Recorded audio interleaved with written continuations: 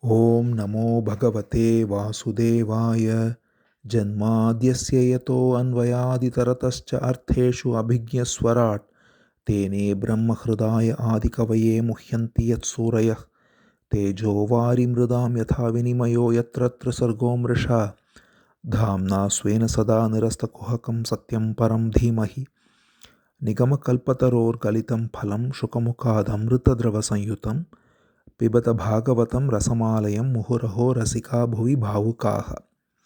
We now enter the 6th chapter of the 12th Skandha of Bhagavatam. So we saw Shuka Brahmam give his final instructions to Parikshit. Now, after that is done, after having heard the discourse of the sage Shuka, who is one with the universe, who sees everything with an equal eye, Parikshit, with great gratitude and great love, bowed down to the sage and spoke thus. He said, O great sage, my purpose has been accomplished, and I have been bestowed the greatest grace by you, in that you have told me of the Supreme Being Sri Hari, who has no beginning and end, and you also told me the means of realizing him. He says, Siddhosmi anugrahitosmi bhavata karunatmana shravito yachame sakshad anadi nidhano harihi. He says, Siddhosmi, I am perfected. Anugrahitosmi, I have been bestowed your grace by your compassion. In that I have learned and realized the essence of the Supreme Being, Sri Hari, who is without beginning and end, who is infinite. And it is no surprise that such exalted beings as you, who are full of grace, who are completely surrendered unto the Supreme Lord Hari, Achyuta, you very effortlessly bestow your wisdom on ignorant beings out of causeless compassion. So, because of this, we have heard from you. So, he refers to everyone there, not just Parikshit, but there is a great assembly of sages, one among whom, of course, is Suta Maharishi, who in turn narrates all of this to Shaunaka and the Rishis in Naimisharanya. So he says, Parikshit says here, we have all, thanks to you, heard this great work composition, this Purana, this Bhagavatam. And because of listening to you, he declares very fearlessly, he says, I am now completely free of any fear of the snake or of death itself, since I am now in the fearless and all blissful state of the wisdom of the Supreme Being. He says, Bhagavan takshakadibhyo mrityubhyo na bibhemyaham pravishto brahma nirvanam abhayam darshitam tvaya. He says, because of you I have seen the fearlessness. Abhayam darshitam tvaya. You have shown me the fearlessness, which is the infinite being, Brahma Nirvanam, that which is ever free, the Supreme Brahman, and I have entered it, so to speak. That is, I have realized that as the pure essence, and therefore, mritrubhyo takshadibhyo na bibhemyaham. I do not have any fear of Takshaka the snake or any other agent of death. Therefore, I am fully in the state of fearlessness thanks to you. Now please give me permission so that I shall simply abandon speech and remain in silence and await the bodily death while being completely absorbed in the Supreme Being, in the Lord Vishnu, Adhokshaja, who is above sense perception. And he says finally, my ignorance, including its seed, has been eradicated due to knowledge and realization. And this supreme state of the Lord, which rids one of all fear, has been revealed only by you. So this is the last verse spoken by Parikshit. Now he says very grandly, beautifully, Ajnanam cha nirastam me jnana vijnana nishtaya bhavata darshitam kshemam param bhagavatav padam. So you have shown me the abode of the Supreme Being, the ever-present abode, which is eternally present as the ground of being itself. And having shown me this, and I am now realizing this through both knowledge and realization, jnana vijnana nishtaya. And because of that, ajnanam cha nirastam me, the ignorance and the very seed of its ignorance have all been eradicated by the knowledge and the realization that has been bestowed by you by revealing the eternal essence of the Supreme Being. So, in this way, Parikshit has realized the fruit of listening to Bhagavatam, and having listened to that, listened to Parikshit declare with clarity that he is free of all doubts, free of all questions, and he is completely in the stillness of being within. Recognizing this, Shuka Brahmam realizes that he has finished his job. He gets up silently, takes leave of him, and many ascetics who came with him, they also depart with him. So, this is how Shuka Brahmam leaves the scene. He entered it grandly in the very end of first Skandha to the banks of Ganga. And when he came, everyone got up, including the most senior rishis, all recognizing the greatness of Shuka Brahmam. And he has narrated all these 12 skandhas. And now he has gotten up, he walks away calmly, silently. And those who leave with him, they leave with him. Then Parikshit sits there. He completely remains in silence. As he said, he is abandoning all speech, all activities, even breath itself is abandoned, and his mind is completely absorbed in his heart. And it says here that with all his doubts resolved, being one as the Supreme Being, one with the Supreme Being, free of all attachment, as a great yogi, he sat on the banks of Ganga there, facing north. It says Brahma Bhuto Mahayogi Nissangas Chinna Samshayah. Chinna Samshayah means all the doubts have been cut asunder. Nissanga is free of all attachment whatsoever. And therefore he has become the Mahayogi, the great yogi. And he is Brahma Bhuto, that is, he is one with the Absolute. So in this state, he sits silently, fearlessly awaiting the preordained departure of the body. Now, everybody is wondering, there are sages still sitting around, others who are sitting around, and they are all wondering, we are all here. Parikshit has gone into silence, Shuka Brahmam has left, and how is this prophecy going to be fulfilled? Because he is supposed to be killed by a snake. There cannot be any snake here. We are all here, so they are all wondering. So at that time, what happens is Takshaka, the name of the snake, he is the most ferocious snake. He takes the garb of a Brahmana.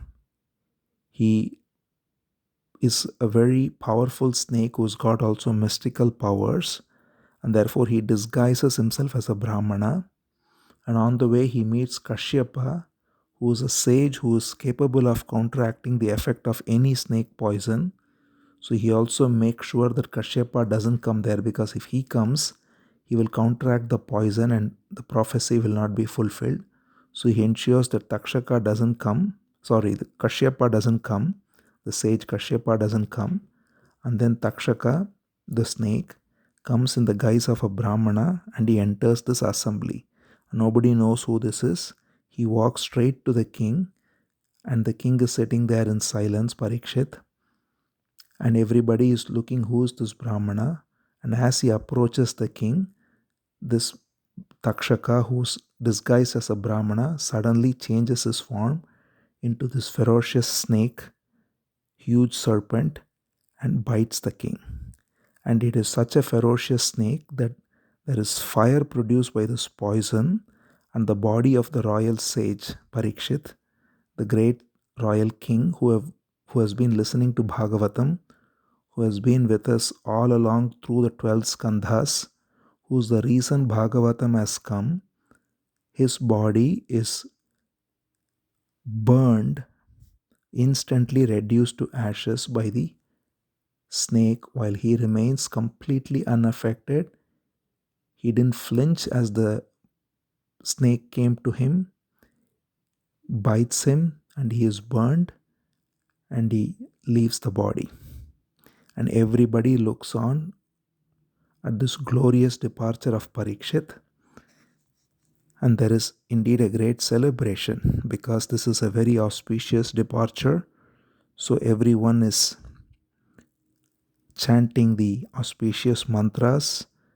The various celestial beings are singing praises. There is a shower and everyone is shouting applause. So, this way, the beautiful story of Parikshit ends in the most auspicious way, having listened to Bhagavatam. Now, Suta Maharishi continues, he is the one narrating this now. And so he now says, after Parikshit leaves, what happened to tie all the loose ends? He narrates a few things. He says, his son Janamejaya, who was very angry that his father was killed by a snake, he starts a fire sacrifice to kill all the snakes. So, the son Janamejaya, who's a very great king, but he is still consumed by the egoic attachment to his father, and therefore he is very angry. And therefore he decides that he will take revenge on snakes and especially Takshaka. So he starts a major fire sacrifice with the help of priests, and he starts getting all the great serpents in his kingdom and burning them in this blazing fire. Seeing this, Takshaka gets afraid because he knows that this is a very powerful sacrifice, so he goes to Indra directly for protection. And because of that, Janamejaya is not able to get him. So he asks the Brahmanas what happened. Why is Takshaka, the vilest of all snakes, the one who killed my father, why is he not being burned? And they say that Indra has given him refuge and therefore he is protected by Indra. Janamejaya doesn't relent. He says, why should we not invoke Indra too? Then let's burn Indra too. So he's so angry. He says that we will burn Indra along with Takshaka because I want to avenge the death of my father. So he asks the Brahmanas to invoke Indra with Takshaka to be killed. Hearing this, Brihaspati, the great master, the great guru of all the heavenly beings, he comes there. He recognizes that this young man is caught in such anger, which is not only not right, but it is not reflecting well of his father Parikshit, who is such a great being, who has left free of all attachment. So he comes to instruct him. He says, recognize that this king of serpents, Takshaka, he is only an instrument, and as such he is also a very celestial being. And recognize that life and death are all preordained. It is not through the agency of any individual that things happen. Everyone is an instrument in the hands of the divine will, and it is only the instrument that makes these things happen through the divine energy. The instrument has no separate agency otherwise. Therefore, let go of this anger towards Takshaka. He only did what he was supposed to do. Recognize that any death that may come, whether through a snake or a fire or lightning or disease, all of this is exactly as ordained, and whatever is meant to be the agency of death for everyone, it comes in that form. And therefore, abandon this sacrifice because it is having a very malevolent purpose. The purpose is out of revenge and out of killing everyone, including the snakes. It's not right of you. You are otherwise a great king, and there is nothing to blame. It is understandable due to your attachment to your father, but you have to let go of it. Recognize that everyone is acting as ordained, and your father realized it, and you shall also realize it. So, listening to this, Janamejaya says, so be it. He is got the reverence for the sages, and because of that, he immediately abandons this snake sacrifice and thereby ends that whole affair and becomes peaceful himself. So Suta Maharishi continues by saying, look at the inconceivable Maya of the Supreme Being, that through this Maya, everyone becomes angry at their fellow beings or envious of their fellow beings and so on. He's giving the example of Janamejaya and how he was consumed with rage. And he says this Maya, which constantly makes one think that this person is a evil man, that person is a arrogant man and so on, and thereby creates enmity between each other. But the very source of the Maya, the Supreme Being, is completely free of it, and therefore the only way to be free of this Maya is to inquire into the nature of one's own self and recognize that the false me and mine, which is where Maya can operate, which causes all these passions and anger and envy and so on, is based on the fiction of a separate me, and the essence, which is the pure being, is free of these things. Therefore, by recognizing this, that the pure being, the supreme essence, God, Bhagavan, is free of any such division, and he is free of any description through words, and he is free of any ideation, he is free of any conception, and he is free of any process of having doubts and questions and so on. He is beyond everything, and he is free of karma, he is free of all factors that affect the apparent individuals because of the false identification with Maya, with me. Therefore, by recognizing this pure nature of God, of Bhagavan, who is ever present, who has got no enemy towards anyone, no enmity, and who is always free, the essence, the divine being, the all-present supreme being, Brahman, by recognizing this alone and by being free of the ego thereby, a sage can revel in the pure being with bliss. Therefore, that is the essence of yoga. He says the yogis who have given up false identification with the body and the feeling of me, they are exclusively devoted to the Supreme Lord Vishnu, and thereby they reject everything as false. Everything that appears, comes and goes as not this, not this. And thereby they recognize the supreme essence of the all-pervading Lord in their own heart by not being attached to their own mind or senses or body.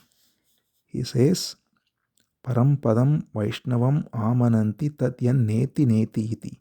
So the Param Padam, the supreme abode, is recognized by the Vaishnavas, that is the ones who are devoted to Vishnu, the all-pervading Lord, by Neti Neti, by rejecting as false, Naiti Naiti, not this, not this, by rejecting everything that rises and falls, including the body, the mind, the senses, the various relations, possessions, objects, discarding everything as false and recognizing only the pure essence, that is all there is, and that is alone appearing as everything there is.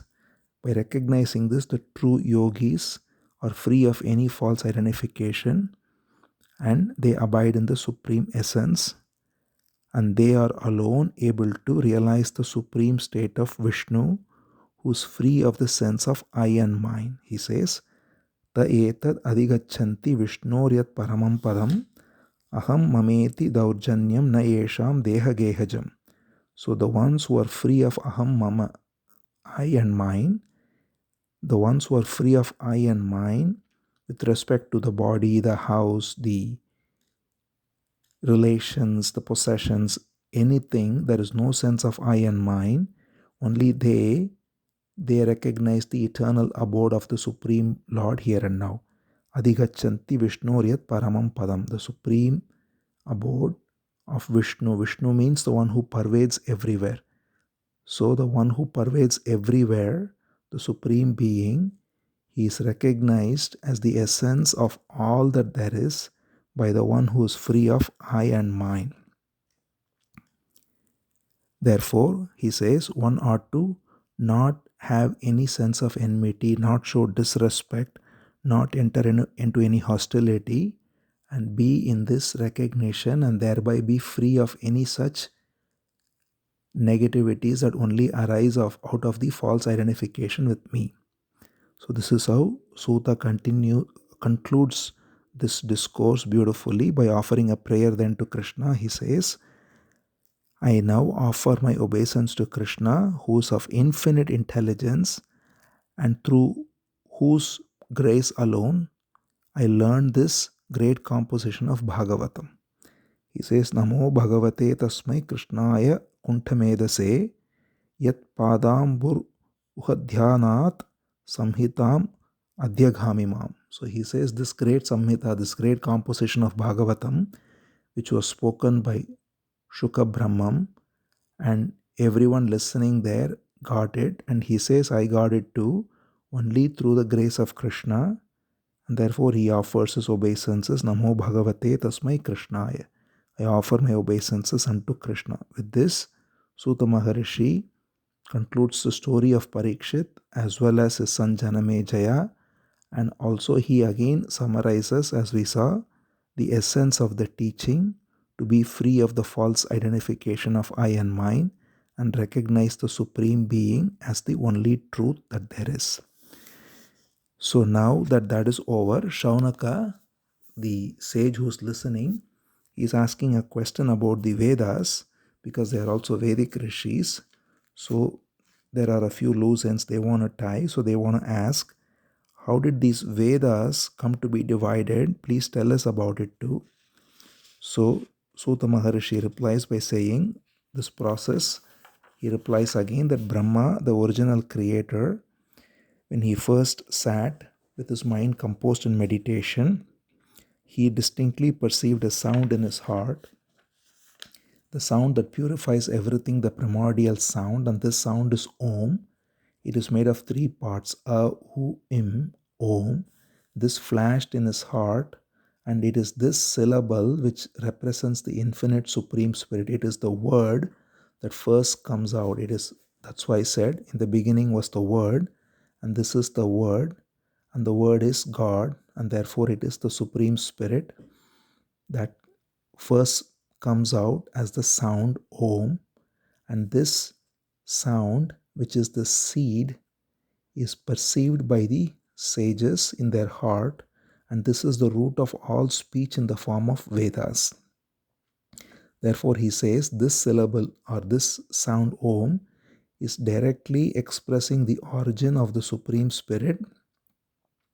It is the hidden meaning of all Vedic mantras, the eternal seed of all Vedas, and the ever-present Supreme Being. He says, Svadhamno Brahmana Sakshad Vachakah Paramatmanah Sasarva Mantropanishad Veda Bijam Sanatanam. This Om is the Bijam, the seed of Sarva Mantra Upanishad Veda. All the mantras, Upanishad, Vedas, the eternal being Sanatanam. Of all this, the seed is this mantra Om. This Om has three parts, and the three parts Im represent the three gunas, Sattva, Rajas, and Tamas, the three main Vedas, Rig, Yajur, and Sama, the three realms, Bhur, Bhuva, Swaha, the three states of consciousness, waking, dream, and deep sleep, and so on. That's why three is a very special number. There are three of many. That's why the Trinity of also Brahma, Vishnu, Shiva, and so on. And there is Trinitarian ideas in every religion because of this, because 3 is a very important number. And this Trinity of A-U, Im, Om, brings forth the whole alphabets of vowels, consonants, semi-vowels, and so on. And from this, Brahma gave expression to the 4 Vedas, it is said, including the Gayatri Mantra. The very special Gayatri Mantra comes out of that. Then he taught it to his sons and to their sons and so on, Kashyapa, first to Marichi, then Kashyapa and so on. But by the time Dwapara Yuga came, it is said that the amount of retentive power came down for the humans in general, and therefore in that time, Vedavyasa, who is the son of Parashara, he divided the Vedas into 4 parts, Rig, Yajur, Sama, Atharva. And that is the history of how the Vedas come about as 4. This has been briefly mentioned already, but here again it's nicely summarized by Sutta Maharishi as to the origin of Vedas from the sound Om. That is why it is said that first there were no Vedas, only Om, and there were no Varnas as well, only one human race. Then the Vedas got divided, and the human race also got divided, and so on. So the Vedas, when they got divided, there is 4 Vedas as we see. So he says that Paila was taught Rig Veda, then Vaishampayana was taught Yajur Veda, then Jaimini was taught Sama Veda, which is also called Chandoga Samhita, and Atharva Veda was taught to Sumantu. So these 4 were taught in this way to the 4 great rishis. And then he also goes on to say how the divisions happened further. Paila then taught to 2 others called Indrapramiti and Bhashkala. And Bhashkala then went on to teach it to some others, and Indrapramiti. So there is a lineage. That is how there is so many branches of Vedas. He has listed all the various rishis, the ones that Bhashkala taught to, such as Bodhya, Agnimitra, and so on, and the ones that Indra Pramiti taught to, such as Mandukeya, and then Shakalya, and then Vatsya, Mudgala, Shalya, and so on. So all these branches are given, and that's how Rig Veda is preserved. So Paila is the one who learned Rig Veda, as we saw, and he taught it to Indra Pramiti and Bhashkala, and then they in turn taught it to various disciples and sons, and thereby Rig Veda is preserved. Then comes Yajur Veda, which is Vaishampayana, and Vaishampayana taught it to some of it to Yajnavalkya. But Yajnavalkya, who's a disciple of Vaishampayana, at some point he had to walk away from his teacher, and because of that he was asked to put out, that is, discard the teaching. So rather, Vaishampayana asked him to throw out the teachings that he had given him. So Yajnavalkya had to throw it out, and what he threw out was consumed by, it is said, sages who came in the form of birds, and that is why it's called Taittiriya, because Taittiriya is a particular bird called partridge, and that bird, in that form of those birds, they came and consumed the Vedas that came out of Yajnavalkya. So that branch of Yajurveda is called Taittiriya. Then further, Yajnavalkya didn't stop there. He was a great rishi himself. So after having come away from Vaishampayana, he prayed to the sun directly. He offers a beautiful prayer. He starts by saying, Om Namo Bhagavate Adityaya Akhila Jagatatma Swarupena Kala Swarupena.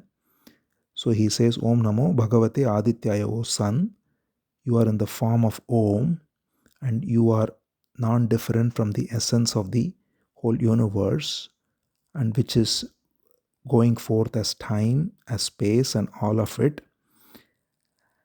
And you alone, in the form of sun, illuminate the whole world, and therefore we contemplate upon you as the life giver who burns away all the sins and miseries.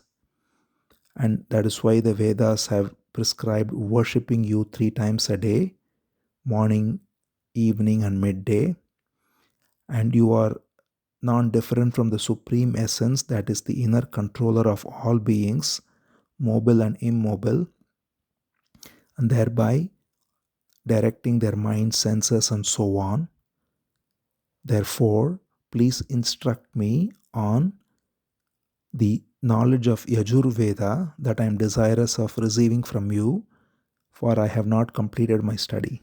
So the sun is very pleased, and therefore he takes the form of a horse, it is said, and teaches him various branches of Yajur Veda.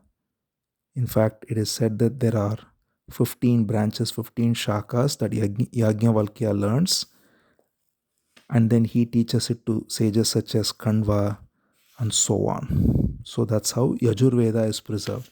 So we saw Paila and how through Paila and his disciples Rig Veda was preserved. then Vaishampayana, and then Yajnavalkya, through whom Yajurveda is preserved. Then we come to Samaveda, which is Jaimini, and he taught it to his son Sumantu, and then Sunvan, and then Sukarma, and then after that it says Hiranyanabha, and then Avantya. So many others in this way learned various shakhas or various branches of Samaveda, and thereby Samaveda was preserved as well. And thus the three main Vedas, Rig, Yajur and Samavedas, how they are preserved are also mentioned. And with this chapter ends. In the next chapter, the last Veda, Atharva Veda, how it's preserved, as well as the glory of Bhagavata Purana will be given by Sutta Maharshi. Om Namo Bhagavate Vasudevaya.